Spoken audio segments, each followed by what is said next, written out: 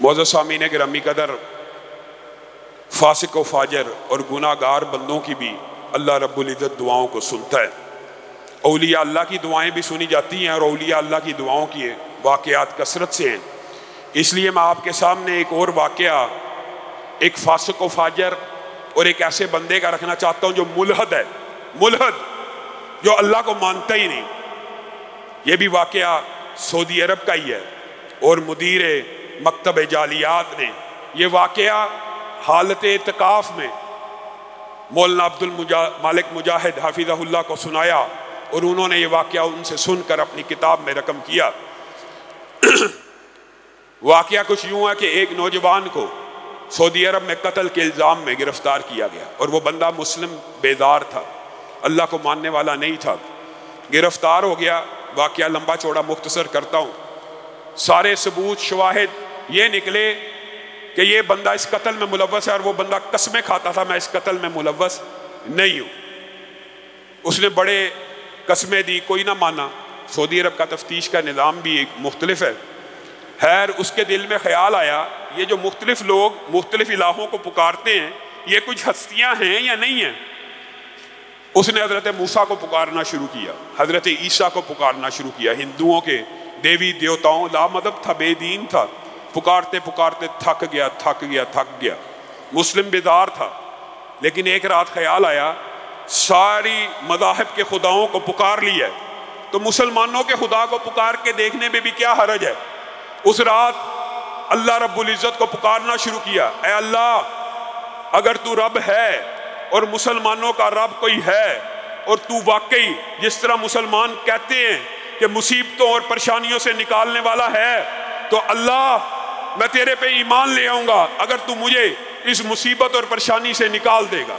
صبح جیل کا حوالات کا دروازہ کھٹکتا ہے، کہا تیرے خلاف کوئی ثبوت نہیں ملا اور تجھے بری کیا جاتا ہے۔ وہ جس کو کل رات تک پھانسی کی سزا کا امکان ہے، اگلے دن رہائی کے آرڈر ہیں، وہ بندہ دوڑتا ہوا اس مدیر مکتب جالیات کے پاس آیا، مکتب جالیات کے مدیر کے پاس، اور آ کے کہنے لگا مجھے کلمہ پڑھائیے، میں اسلام کو قبول کرنا چاہتا ہوں۔ یہ مدیر اس کو کہنے لگا کہ تیرے اسلام کے بارے میں جو اسلام سے پہلے اشکالات ہوتے ہیں، یہ فرائض ہیں، یہ نمازیں ہیں، یہ کوئی اشکالات ہیں تجھے بتایا جائے۔ کہا مجھے کسی چیز کی ضرورت نہیں، نہ میرا کوئی اشکال ہے، کیونکہ مجھے پتہ لگ گیا ہے جو بندوں کی مصیبتیں دور کرتا ہے وہ مسلمانوں کا خدا ہے۔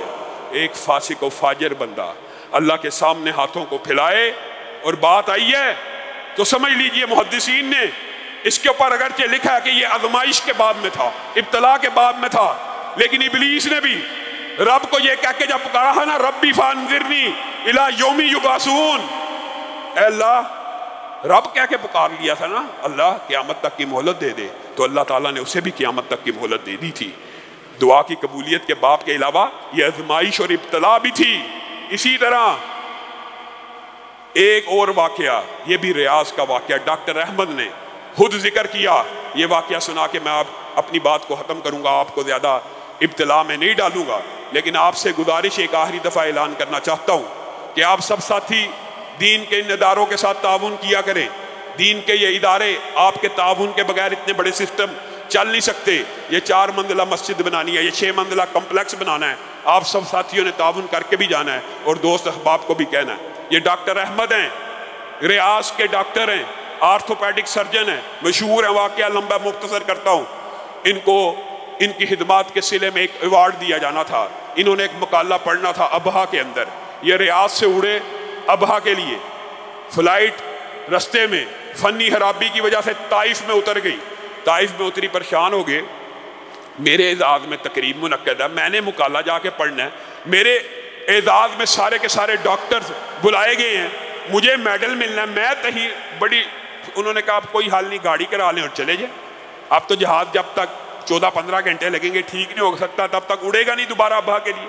انہوں نے گاڑی کرائی، کیا ہوا، کچھ دیر سفر کیا، آندھی آ گئی، طوفان آ گیا، اندھیرا چھا گیا، گاڑی انہوں نے ایک سائیڈ پہ نظر آنے والی روشنی کے پاس کھڑی کی، دروازہ کھٹکایا، اندر داخل ہوئے، وہاں پہ ایک بوڑھی عورت بیٹھی ہے۔ یہ ڈاکٹر احمد خود واقعہ اپنا بیان کر رہے ہیں کہ بوڑھی عورت بیٹھی ہوئی ہے اور ایک بچہ لیٹا ہوا ہے، میں نے ماں جی کو کہا میں کہاں ہوں؟ انہوں نے کہا تجھے نہیں پتا یہ فلاں علاقہ ہے، تو بھٹک گیا، راستہ تو بھول گیا، تو نے گاڑی کوئی غلط ٹرن پہ ڈال دی ہے۔ بہرحال صبح ہونے کا انتظار کر۔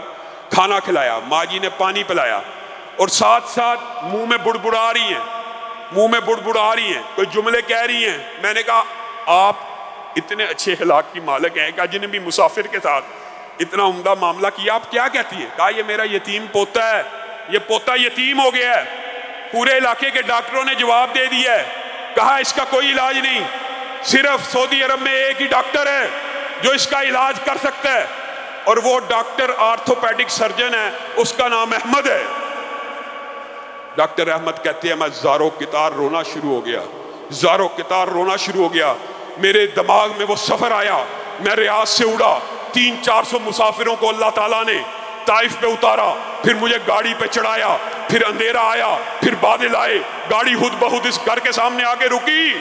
کہا ماں تو نے اللہ سے ایسی دعا کی ہے کہ اللہ نے مجھے کان پکڑ کے تیرے گھر میں داخل کر دیا ہے۔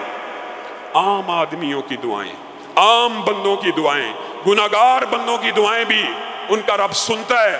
آپ کو کسی نے مغالطہ ڈالا ہوا ہے، اللہ رب العزت جو کہا گیا، جو سنا گیا، اس کو سمجھنے کی توفیق عنایت فرمائے۔